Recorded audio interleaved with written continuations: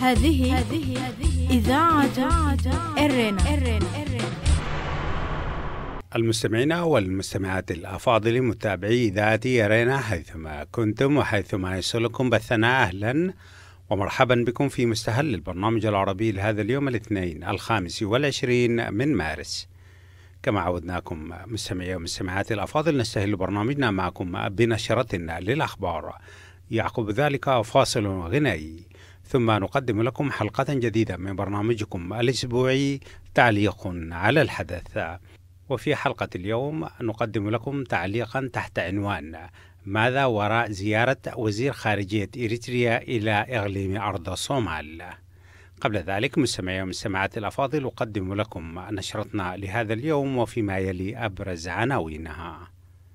فشل جهود التقريب بين الصومال وإقليم أرض الصومال، انشقاقات في المؤسسة الحاكمة في الجزائر، أستراليا تقلص عدد المهاجرين إليها، إصدار حكم بالمؤبد على زعيم صرب البوسنة رادوفان كراجيتش.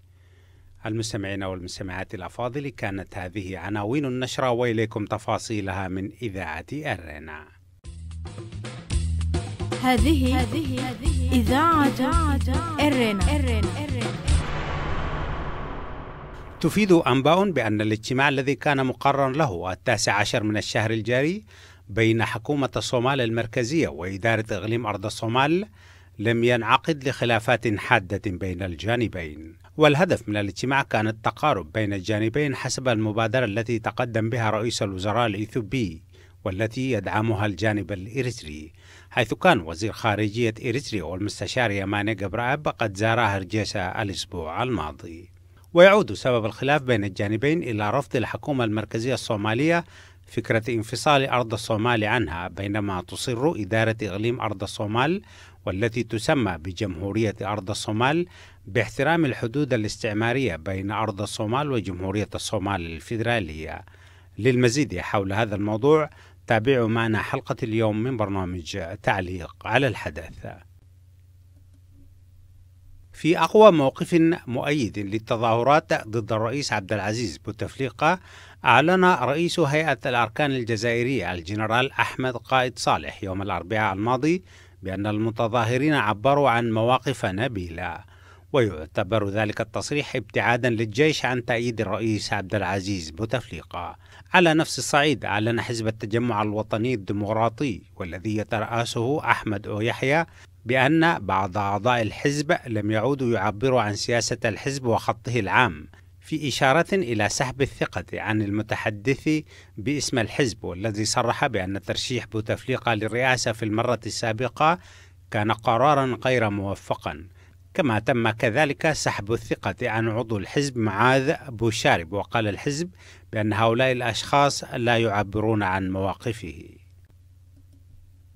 ذكرت جريدة الحياة بأن أستراليا قلصت العدد السنوي الذي تستقبله من المهاجرين بنحو 15%، ومنعت بعضا ممن وصلوا حديثا من الإقامة في مدنها الكبرى ل3 سنوات في محاولة لتخفيف الاختناق في المدن.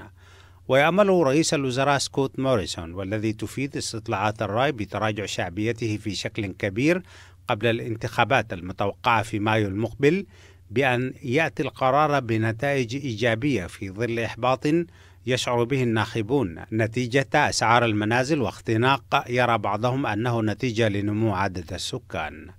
وقال موريسون بعدما أعلن خفض العدد السنوي للمهاجرين إلى 160 ألفا بدءا من الأول من يوليو مقارنة مع 190 ألفا الآن، أن هذه مشكلة فعلية أراد الأستراليون تسويتها.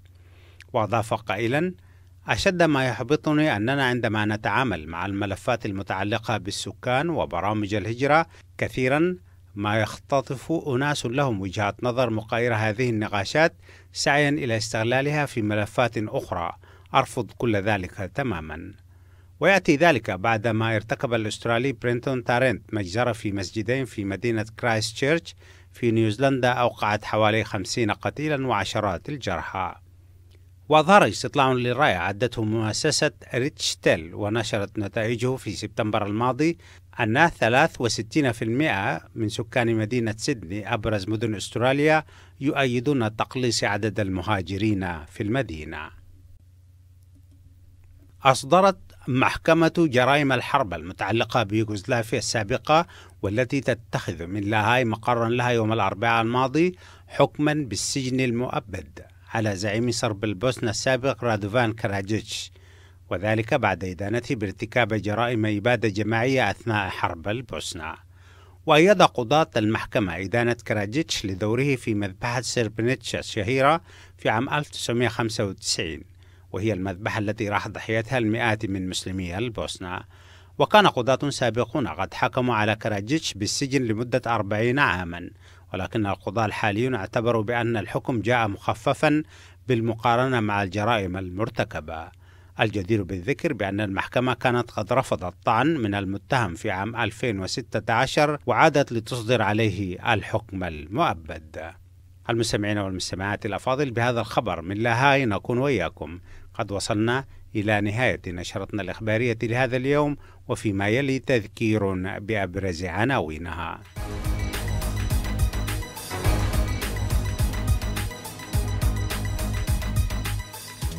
فشل جهود التقريب بين الصومال وإقليم أرض الصومال المنفصل. انشقاقات في المؤسسة الحاكمة في الجزائر. أستراليا تقلص عدد المهاجرين إليها. وأخيرا إصدار حكم بالمؤبد على زعيم صرب البوسنة رادوفان كراجيتش. المستمعين والمستمعات الأفاضل، كانت هذه نشرة الأخبار قدمناها لكم من إذاعة إرينا. متابعة طيبة أتمناها لكم مع ما تبقى من فقرات برنامجنا. إذاعة إرينا، صوت مستقل لإريتريا. المستمعون والمستمعات الأفاضل، أهلا وسهلا بكم مجددا في حلقة جديدة من برنامجكم الأسبوعي تعليق على الحدث، ونخصص الجزء الأول من حلقة اليوم لتناول المساعي لتقريب وجهات النظر بين الصومال وإقليم أرض الصومال والتي دخلت إريتريا في خط الوساطة بينهما. وفي الجزء الثاني نقدم لكم وجهة نظر صومالية تحت عنوان دلالة زيارة وزير الخارجية الإريتري إلى إقليم أرض الصومال. متابعة طيبة أتمناها لكم. هذه إذاعة إرينا. كما قدمنا مستمعي ومستمعات الأفاضل في صدر نشرتنا الإخبارية لهذا اليوم، فقد أكدت الأنباء فشل الاجتماع الذي كان مقررا انعقاده في غانا في يوم 19 من الشهر الجاري بغرض تقريب وجهات النظر بين إدارة إقليم أرض الصومال أو صومالي لاند والحكومة المركزية في مقديشو. اللقاءات كانت قد تمت بمبادرة إثيوبية قدم بها رئيس الوزراء الإثيوبي أبي أحمد لتقريب وجهات النظر بين البلدين وتلافي الخلافات بينهما، ولكن الجهود تعثرت. وحسب ما أكدته الأنباء فإن إدارة إقليم أرض الصومال تصر على أن تحترم مقديشو الحدود التي رسمها الإنجليز الذين كانوا مستعمرين لإقليم أرض الصومال مع الإيطاليين الذين كانوا يحكمون الصومال الإيطالي، بينما تصر الحكومة المركزية في مقديشو بأن الصومال هو كل واحد سواء كان تحت إدارة فرنسية أو بريطانية أو إيطالية، وأن الحدود هي حدود إقليمية داخل الدولة الواحدة وليست حدودا بين دول. وكان هذا خلاف كبير يصعب ردمه بين الجانبين.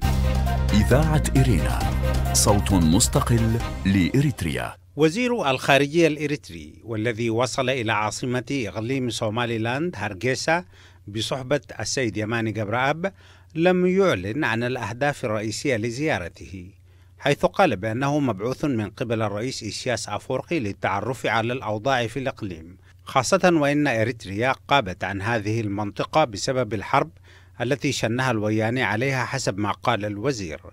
وأكد بأن رئيس إدارة إقليم أرض الصومال قدم للوفد الإريتري تنويرا حول الجوانب الاقتصادية والسياسية في الإقليم.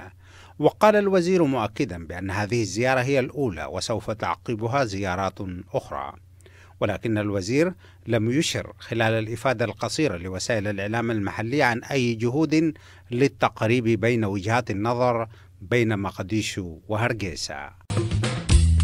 هذه إذاعة إرنا. إقليم أرض الصومال أو ما يعرف بجمهورية أرض الصومال أعلن استغلاله عن الصومال الوطن الأم في 18 من شهر مايو من عام 1991، أي قبل أيام قلائل فقط من إعلان تحرير إريتريا. واليوم يضم هذا الإقليم والذي تعتبر مدينة هرقيسة أكبر مدنه حوالي 3,700,000 نسمة حسب الإحصاء السكاني لعام 2017، ويقدر الناتج الإجمالي القومي للإقليم بحوالي 1.9 مليار دولار، ويقدر كذلك دخل الفرد فيه $347. وبالنسبة للبنية التحتية للإقليم فللإقليم مطار دولي في مدينة هرقيسة، ويتمتع الإقليم كذلك بشاطئ طويل نسبيا على المحيط الهندي والذي تعتبر أهم موانئه ميناء بربرة المتطور. ولا تعترف بجمهورية أرض الصومال أي دولة في العالم، رغم ذلك يحتفظ الإقليم بعلاقات مهمة مع بريطانيا والسويد والأمارات ولإثيوبيا مكتب تنسيق تجاري في الإقليم. وما يميز الإقليم عن باقي الأراضي الصومالية هو الاستعمار الإنجليزي السابق له، حيث تقاسمت الصومال عدة دول استعمارية هي بريطانيا وإيطاليا وفرنسا، وتم توحيد الصومال الإيطالي والإنجليزي ضمن جمهورية الصومال، ولكن الصومال الفرنسي ظل مستقلا وهو ما يعرف الآن بجمهورية جيبوتي. المستمعين والمستمعات الأفاضل، لازلتم تتابعون حلقة جديدة من برنامجكم الأسبوعي تعليق على الحدث، وهي تحت عنوان ما وراء زيارة وزير خارجية إريتريا إلى إقليم أرض الصومال.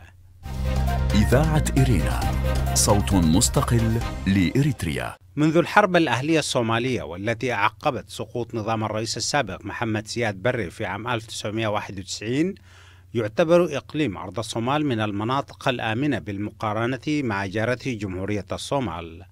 وربما يعود سبب الاستقرار في الإقليم إلى كون العشيرة المركزية في الإقليم هي قبيلة الإسحاق، وهي تشكل 80% من سكان الإقليم. ويتمتع الإقليم باستقرار سياسي، حيث يتم انتخاب رئيس وبرلمان بصورة دورية منتظمة وبدون أي أعمال عنف. ويترأس حكومة الإقليم اليوم الرئيس موسى عبدي بيحي، ونائبه الذي استقبل الوفد الإريتري هو عبد الرحمن الزيلعي. هذه إذاعة إرنا. في ظل التنافس الدولي على المياه الدولية والموانئ، بادرت دولة الأمارات العربية المتحدة بالاتصال بالإقليم، وتوصلت معه إلى اتفاق لإدارة ميناء بربرة. وفي البداية لم يكن وضع حكومة مقديشو يسمح بالاعتراض بالتعاون بين الأمارات وإقليم أرض الصومال، ولكن عندما قامت شركة موانئ دبي بإعطاء إثيوبيا حصة من الميناء، قامت الحكومة الصومالية في مقديشو بانتقاد الخطوة، واعتبرت أن أي اتفاق لإقليم أرض الصومال يعتبر غير شرعي وغير مقبول، باعتبار أن الإقليم لا يتمتع بسيادة عقد اتفاقات دولية دون الرجوع إلى الحكومة المركزية في مقديشو. الجدير بالذكر بأن شركة موانئ دبي العالمية والمسجلة في بورصة نيويورك بلغت أرباحها حوالي 4 مليارات دولار ونصف، وتوظف الشركة حوالي 37,000 موظف. وكانت نفس الشركة تدير ميناء حاويات دوراليه في جيبوتي، ولكن خلاف نشب بين جيبوتي والشركة أدى إلى إلغاء العقد وتحويله إلى شركة صينية. وكان خبراء قد أكدوا بأن إثيوبيا سوف تستفيد من ميناء بربرة كبديل عن مينائي جيبوتي وعصب، وذلك قبل توقيع اتفاق السلام مع إريتريا في الصيف الماضي. والآن بدأت الأمور في التغير عندما صرح رئيس الوزراء الإثيوبي بأن بلاده دخلت في مناقصة لإدارة ميناء مصوى، وأنها واثقة من الفوز بهذه المناقصة. إذاعة إرينا، صوت مستقل لإريتريا. بعض وسائل الإعلام الصومالية وصفت زيارة وزير الخارجية الإريتري إلى هرقيسة بالمفاجئة، وحقيقة أنها كذلك، خاصة وأن إريتريا كانت ترفض الاعتراف بتقسيم الصومال، وكانت تتهم إثيوبيا خلال فترة إدارة رئيس الوزراء الأسبق ملا الزناوي بأنها تريد تقسيم الصومال، وأن إقليم أرض الصومال يحظى بدعم إثيوبي ليبقى منفصلا عن مقديشو. والحقيقة أن ذلك كان في لب الصراع بالوكالة بين إريتريا وإثيوبيا بعد جولات الحرب العسكرية. اليوم تأتي زيارة إريتريا وهي تحمل نوايا محددة بأن يكون هناك تقاربا بين هرجيسا ومقديشو، وهناك في الخلفية دولة الأمارات التي تحتفظ بعلاقات متينة مع كل من إريتريا وإثيوبيا وإقليم أرض الصومال، لكنها في المقابل لها علاقات سيئة مع كل من مقديشو وجيبوتي. وكان الرئيس الجيبوتي قد زار الصومال في أثناء زيارة الوفد الإريتري إلى هرجيسا، وربما دارت وراء القاعات محادثات حول أوضاع إقليم أرض الصومال والتواجد الأماراتي النشط في المنطقة، والذي أصبح يحاصر جيبوتي من الشمال ومن الجنوب في وقت واحد، وذلك عبر محوري إريتريا وإقليم أرض الصومال. وليست إريتريا بالبلاد أو القيادة التي تحرص على وحدة الصومال أو استقرار الأوضاع في منطقة القرن الأفريقي، وسوف تبدي الأيام المقبلة الدوافع الحقيقية للتحركات نحو إقليم أرض الصومال ومحاولات ربطه بالعاصمة مقديشو مجددا بعد طول انفصال وافتراق. هذه إذاعة إرنا. المستمعين والمستمعات الأفاضل، استمعتم في الجزء الأول إلى تعليق حول زيارة وزير خارجية إريتريا إلى إقليم أرض الصومال الأسبوع الماضي. وضمن نفس السياق نتابع معكم تعليق صومالي حول نفس الزيارة تحت عنوان دلالات زيارة الوفد الإريتري، وهي نقلا عن موقع الصومال الجديد. يقول المحرر حول متابعة زيارة الوفد الإريتري إلى هرجيسا الأسبوع الماضي: في زيارة هي الأولى من نوعها يقوم بها مسؤولون إريتريون إلى إدارة أرض الصومال الانفصالية، وصل وفد إريتري برئاسة وزير خارجية عثمان صالح والمستشار الرئاسي الإريتري يماني قبراب إلى هرجيسا عاصمة أرض الصومال يوم الاثنين. وكانت الأنباء المتعلقة بالزيارة محاطة بسرية تامة، حتى أعلن عنها وزير الإعلام الإريتري يماني قبر مسقل في تغريدة نشرها في حسابه الخاص على تويتر، حيث قال أن المسؤولين الإريتريين وصلا اليوم إلى هرجيسا في زيارة عمل وكجزء لا يتجزأ من الجهود المتضافرة المستمرة لتعزيز السلام الإقليمي. واجتمع الوفد الإريتري مع رئيس أرض الصومال موسى بيحي عبدي، ودارت بين الطرفين خلف الأبواب الموصدة مباحثات لم تتسرب تفاصيلها إلى وسائل الإعلام المحلية والعالمية حتى هذه اللحظة. ويستعرض هذا التحليل الموجز هذه الزيارة والدلالات التي يمكن أن تحملها في طياتها: الخروج عن العزلة ومحاولة لعب دور إقليمي. إذاعة إرينا، صوت مستقل لإريتريا. ربما تكون هذه الزيارة التي قام بها الوفد الإريتري إلى عاصمة أرض الصومال هرجيسا بمثابة الإعلان عن بدء مرحلة جديدة للسياسة الخارجية الإريترية بعد عقد من العزلة التي فرضت عليها من قبل المجتمع الدولي على خلفية اتهامها بدعم الجماعات المسلحة الصومالية التي كانت تحاول إسقاط الحكومة الفيدرالية في الصومال، وأن إريتريا مستعدة للعب دور دبلوماسي إقليمي لحل الأزمات التي تشهدها منطقة القرن الأفريقي. ويؤيد هذا الاتجاه ما أشارت إليه بعض المصادر في السابق من محاولة إريتريا التوسط بين الصومال وأرض الصومال لإنهاء الجمود المستمر منذ قرابة 3 عقود بين مقديشو وهرجيسا. وتأتي هذه المحاولات في وقت يستعد فيه كل من الحكومة الصومالية وإدارة أرض الصومال لعقد جولة جديدة من المباحثات في جمهورية غانا، حسب ما أعلن مصدر رفيع في أرض الصومال للصحفيين الأسبوع الماضي. ولكن الحكومة الصومالية لم تعلق على تلك الأنباء حتى الآن. المستمعين والمستمعات الأفاضل، لازلتم تتابعون تعليق تحت عنوان دلالات زيارة الوفد الإريتري إلى هرجيسا، وهي منقولة عن موقع الصومال الجديد. هرجيسا بدل مقديشو. هذه إذاعة إرنا.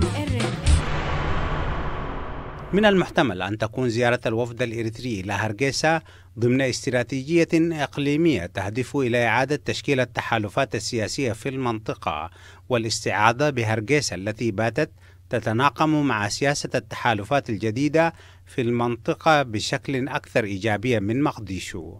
وقد كانت هناك حسب بعض المراقبين محاولات سابقة لإقناع الصومال باستئناف المفاوضات بينها وبين أرض الصومال بغرض تسريع وتيرة التعاون الإقليمي بين دول القرن الأفريقي بعد تحركات رئيس الوزراء الإثيوبي لإنهاء الأزمات السياسية في المنطقة، حيث وقعت إريتريا وإثيوبيا اتفاق سلام لوقف الأعمال العدائية واستئناف العلاقات الدبلوماسية في يونيو الماضي. وعقب ذلك اتفاق سلام آخر بين الصومال وأسمرا، إلا أن مقديشو ظلت تتمسك ببعض المواقف التي جعلتها غير منسجمة مع التحالفات الجديدة في المنطقة، مما يجعل الاستعاضة عنها بهرجيسا أمر غير مستبعد. لا زلتم مستمعي ومستمعات الأفاضل تتابعون الجزء الثاني من برنامجكم الأسبوعي تعليق على الحدث، والذي نقدم فيه تعليق تحت عنوان دلالات زيارة الوفد الإريتري، وهي وجهة نظر صومالية عن موقع الصومال الجديد. فاعلية دبلوماسية أرض الصومال.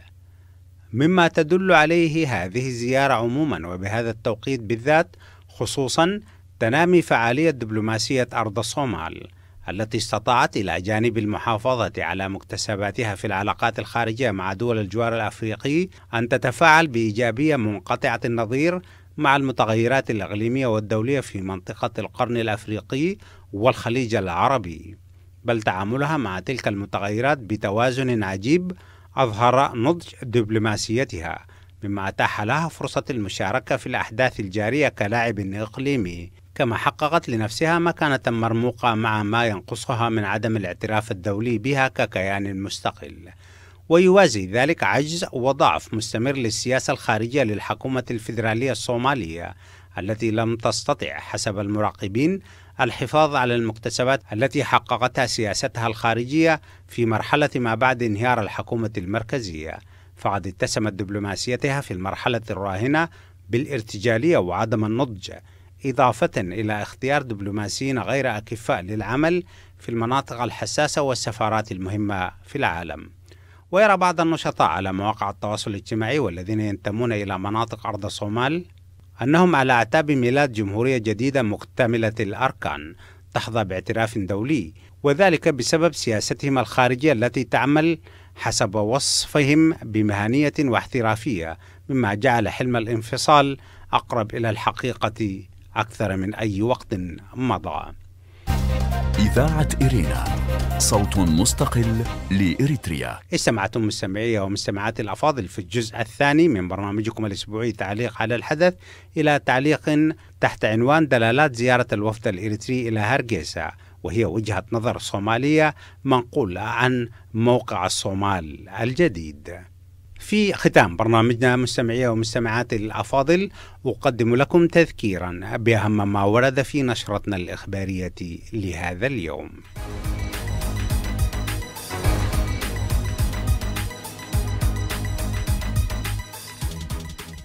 فشل جهود التقريب بين الصومال وإقليم أرض الصومال.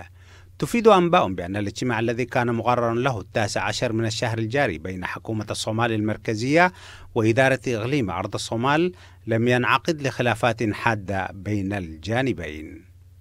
انشقاقات في المؤسسة الحاكمة في الجزائر. في أقوى موقف مؤيد للتظاهرات ضد الرئيس عبد العزيز بوتفليقة، أعلن رئيس هيئة الأركان الجزائري الجنرال أحمد قائد صالح يوم الأربعاء الماضي بأن المتظاهرين عبروا عن مواقف نبيلة، ويعتبر ذلك التصريح ابتعادا للجيش عن تأييد الرئيس عبد العزيز بوتفليقة. أستراليا تقلص عدد المهاجرين إليها. أعلن رئيس الوزراء الأسترالي سكوت موريسون عن تخفيض عدد المهاجرين من 190 ألفا حاليا إلى 160 ألف، وذلك بسبب الازدحام الذي تشهده المدن الأسترالية. إصدار حكم بالمؤبد على زعيم صرب البوسنة رادوفان كراجيتش. أصدرت محكمة جرائم الحرب المتعلقة بيوغوسلافيا السابقة والتي تتخذ من لاهاي مقر لها يوم الأربعاء الماضي حكما بالسجن المؤبد على زعيم صرب البوسنة السابق رادوفان كراجيتش، وذلك بعد إدانته بارتكاب جرائم إبادة جماعية أثناء حرب البوسنة. المستمعين والمستمعات الأفاضل، كان ذلك تذكير بأبرز ما ورد في نشرتنا الإخبارية لهذا اليوم. في الختام مستمعي ومستمعاتي الأفاضل، أذكركم دوما بأنكم يمكنكم الكتابة إلينا والتواصل معنا على البريد الإلكتروني arabicerena@gmail.com. وحتى نلتقي بكم في حلقة جديدة من برنامجكم الأسبوعي تعليق على الحدث والبرامج الأخرى لإذاعة إيرينا، لكم من محدثكم فتحي عثمان، ومن زملائي في الإذاعة أطيب التحايا، ودمتم في رعاية الله وحفظه. هذه إذاعة إيرينا.